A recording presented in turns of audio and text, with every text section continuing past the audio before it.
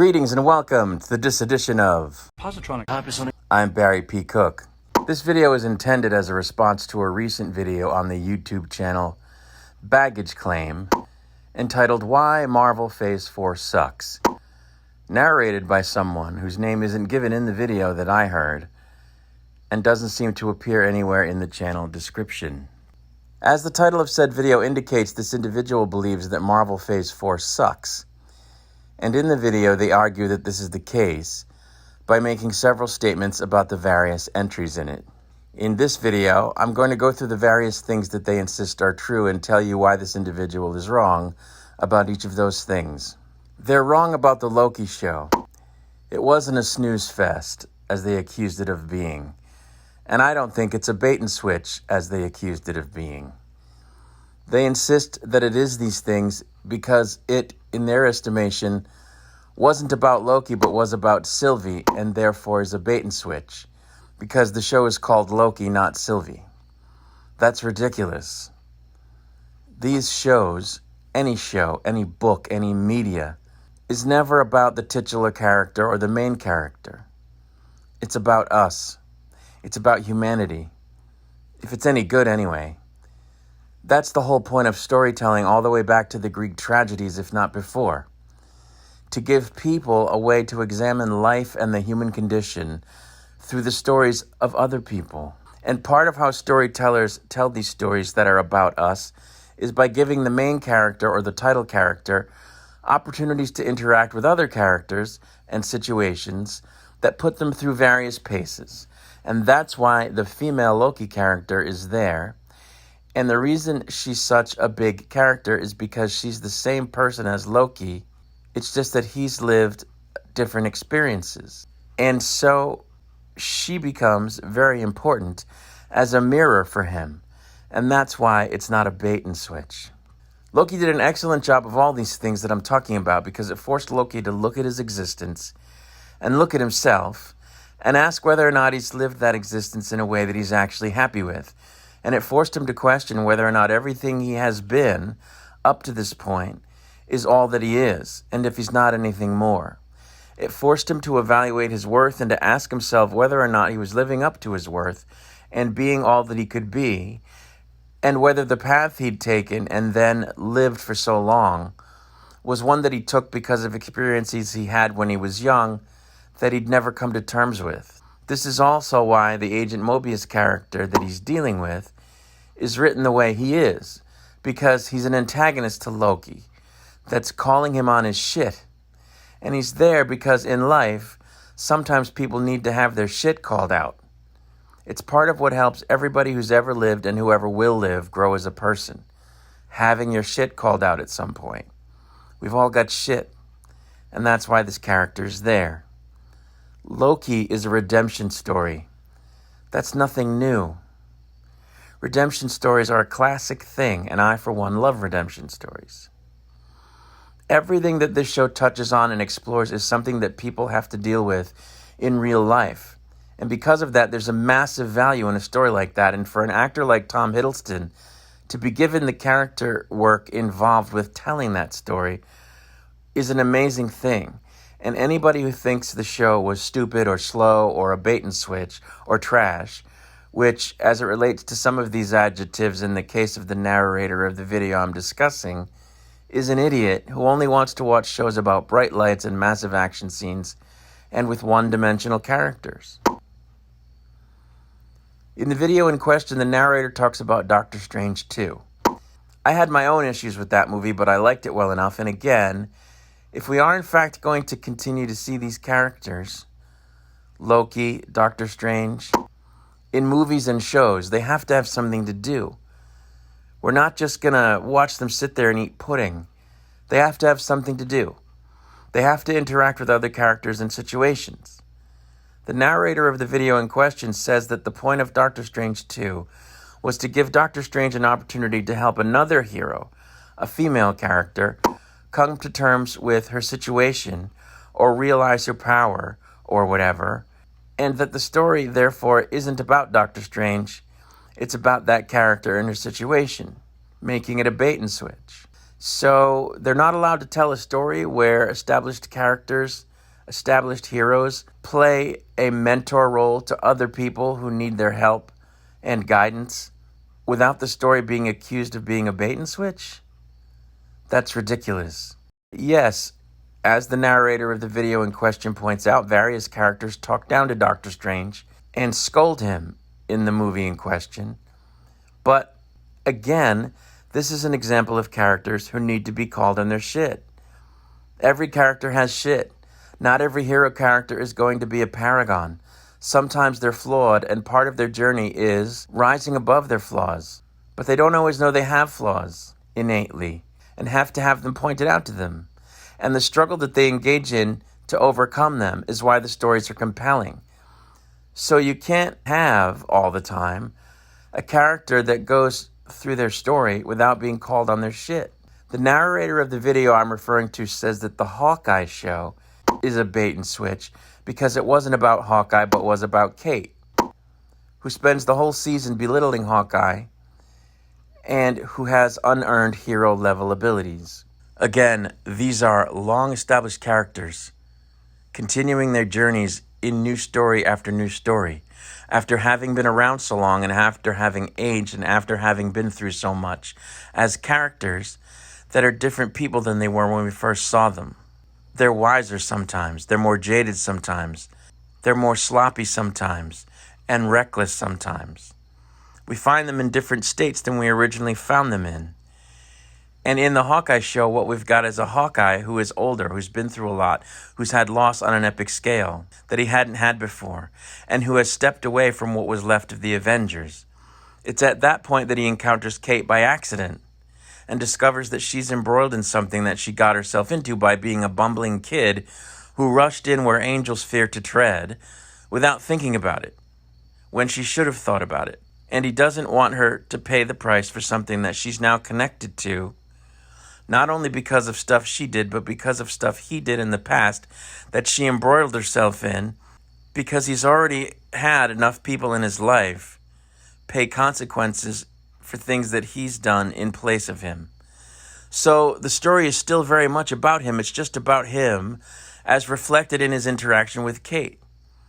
And yeah, okay, she was a little too competent at taking on Natasha's sister, so there is some truth to the suggestion that she has unearned abilities. I can stipulate to that. But it's established that she's a well-trained archer. She does crazy, risky, foolhardy, rash things during the course of the season, and that is a flaw in her character. It's a flaw. The writers are showing us this kid who is in desperate need of conditioning and discipline, who only gets away with the things that she's doing by the skin of her teeth. So to say that this is a bait and switch or that she has unearned abilities and unearned hero status is a bunch of nonsense. They exaggerated her fighting ability against Tasha's sister, but that's about it. For the rest of their show, what they're giving us is a flawed character, in way over her head, but yes, who ends up being helped by Hawkeye because Hawkeye is a hero, and that's what heroes do. And in the doing of it, he has to confront his age and his past, both of which he has kind of been running from. That's what the Hawkeye show was about, and that's why he's depicted the way he's depicted, and that's why Kate is depicted the way she's depicted. So the person narrating the video in question and people who have the same criticisms as they do simply aren't getting it. The narrator of the video in question goes into great detail about the characters in Edge of Tomorrow, the Tom Cruise movie that isn't part of the MCU, just as an example of a good movie. This after going into a bit of detail about how Iron Man was carefully constructed and fleshed out in the first Iron Man movie. The narrator's point in doing both of those things is to demonstrate how the Tom Cruise movie is good and how the Iron Man movie, which is structured similarly, is also good. Where, according to the narrator of the video in question, entries in Marvel's Phase 4 are not good. Well, both of those properties are movies. TV shows are different. They don't always have the luxury of building up characters in that way. If Iron Man had been a TV show with 1-hour episodes, his development would have been much more rushed. If Iron Man is a 2-hour movie or longer, then an hour is spent in it getting him to the point where he's Iron Man. I haven't watched that movie in a long time, but that has to be the case. If I have to double check, I will, but that's my recollection. So you're talking about the first episode of a TV show where you don't get to see Iron Man be Iron Man if they do it exactly the same way that they did the movie. And they weren't going to do that with these new shows about the other heroes. And if they had done that with Hawkeye, then it really would have been about Kate and not Clint. And I don't think anybody wants to see that. So they did what they could with the characters that they had in these Phase 4 entries, especially in the case of the entries that weren't movies. Given the stages that the characters in question are at, and the fact that they want to continue the MCU when these actors stop being willing to make these movies and shows for whatever reason. So they have to introduce new characters to take up after them, and if they're doing it in a format that doesn't allow them to fully flesh them out at a proper pace, then okay, maybe these entries aren't for you. But it doesn't make them bad, and it doesn't make Marvel Phase 4 suck. To go back to Doctor Strange for a second, yes, that was a movie, and maybe they had time to better develop the America character and just chose not to. And I suppose that's a fair critique. But again, part of what that movie does is explore where Doctor Strange is at in his life post-Endgame and how he continues to deal with his place in the universe as a sorcerer. And they accomplish this in part by having him have to confront his flaws and rise above them to be an inspiration to someone else. Was that a little bit lame as it relates to what it means for the America character? Maybe. But that doesn't make the movie bad or garbage, and it doesn't signal that there's a dire problem with Phase 4. The narrator of the video in question accuses some entries in Phase 4 of being guilty of black and white thinking, and they specifically mention the show Falcon and the Winter Soldier as being guilty of this. Well, Falcon and the Winter Soldier is not an example of black and white thinking. Just like the Avengers movies were, it's a story about a complex issue that has gray areas and no easy solutions. In that particular case, unlike in the case of the Avengers movies where they never come to an agreement as to what the answer is to the dilemma they're facing by the end of Endgame that I recall, this story chose a side. Sometimes a story will do that with an issue that isn't black and white and which has no easy answers. Star Trek did it all the time. No one accused Star Trek of black and white thinking, and no one said that this was something that made Star Trek suck. The narrator of the video in question talks about how there's been an abundance of women and minorities in Phase 4 and says that it's because of an overcorrection that's resulted in overrepresentation. An overcorrection for what? To listen to the narrator, the past in which mostly men get all the glory, but it's more than that, and anyone with a brain in their head knows that. I don't think there's an overcorrection taking place in Phase 4, but I can acknowledge that there's been a correction in the direction of women across all media, and I think the correction is justified because of how women have been portrayed in media since its inception, more often than not. The same is true for minorities. And you have to remember that their options aren't great. They can either include 0 women and minorities, 1 or 2 women and minorities, or an abundance of women and minorities. These choices represent a range of possible criticisms that could be leveled at each of them, from discriminatory exclusion to token inclusion to over-inclusion. They're going to take criticism for all 3 of these choices. So they made one. I understand that some people don't like the self-congratulatory back-patting and the virtue signaling that comes along with this abundant inclusion in some cases, but that's separate from the content of the media themselves, and that by itself doesn't make the media suck.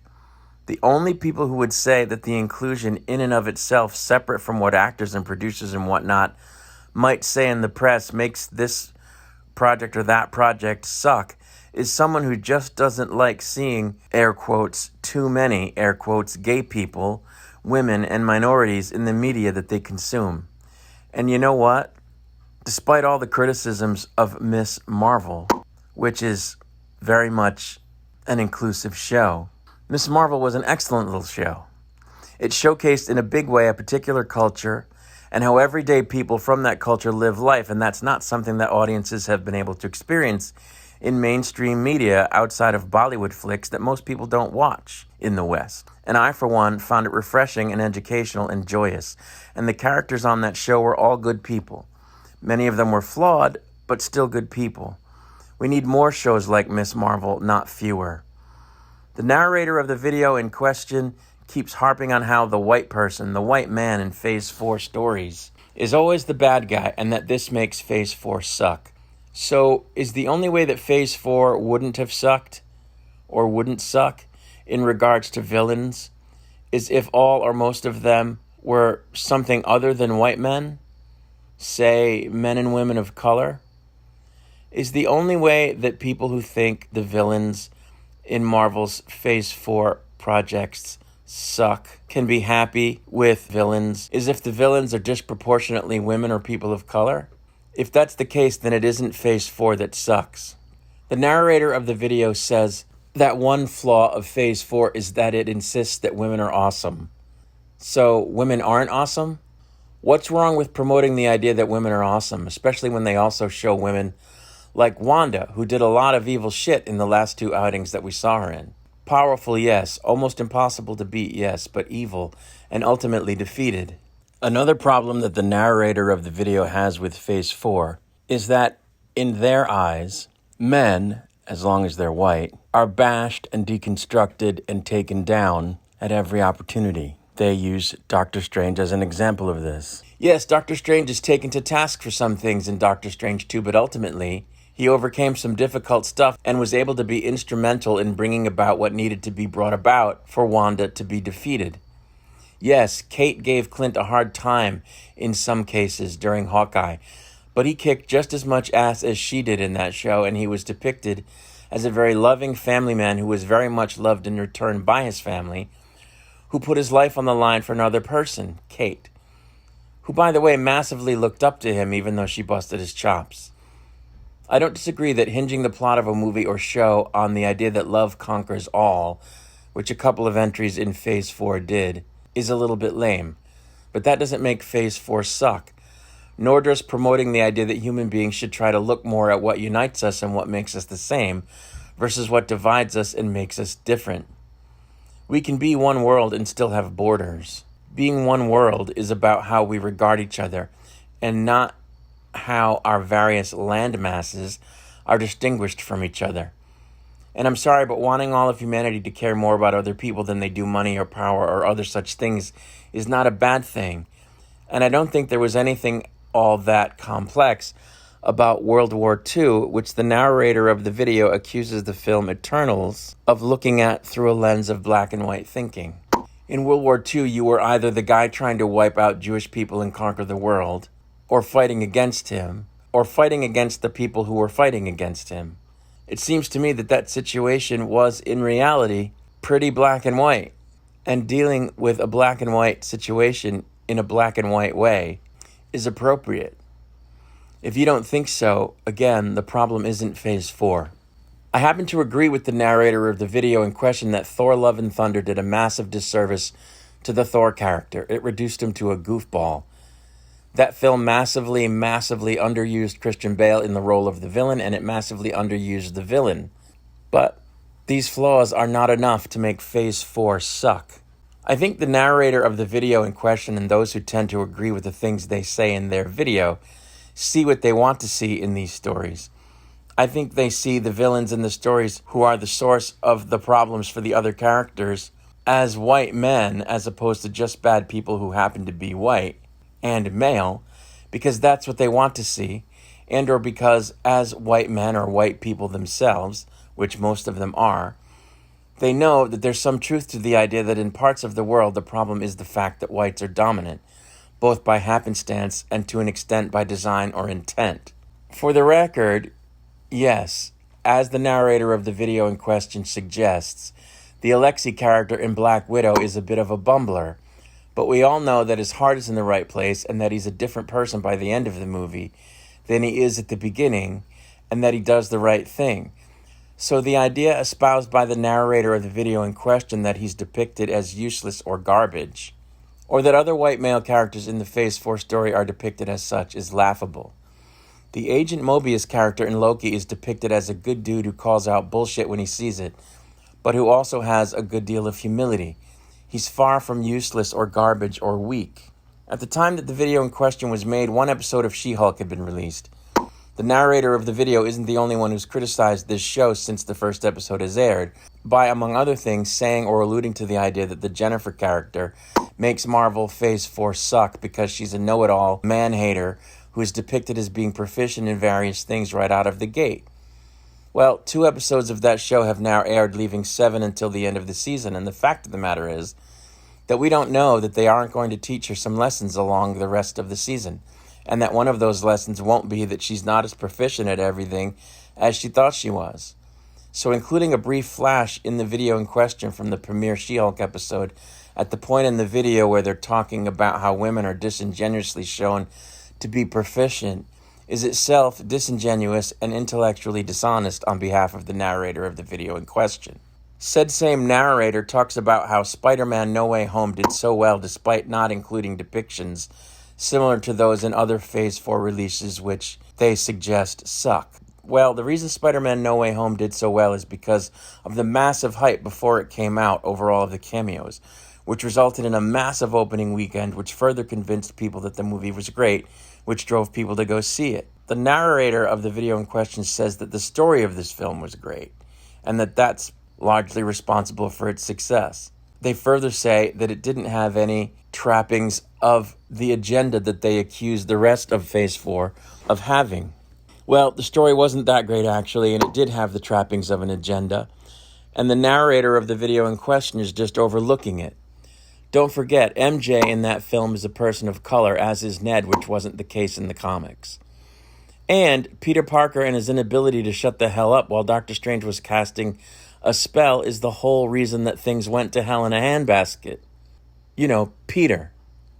The white guy? At this point, I think I've covered all the points the narrator of the video in question makes in their video. And I'm going to conclude by saying, very simply, I'm sorry, but they're just wrong about almost everything they say in their video. I'll be back with another video soon. Until then, I wish you peace and long life.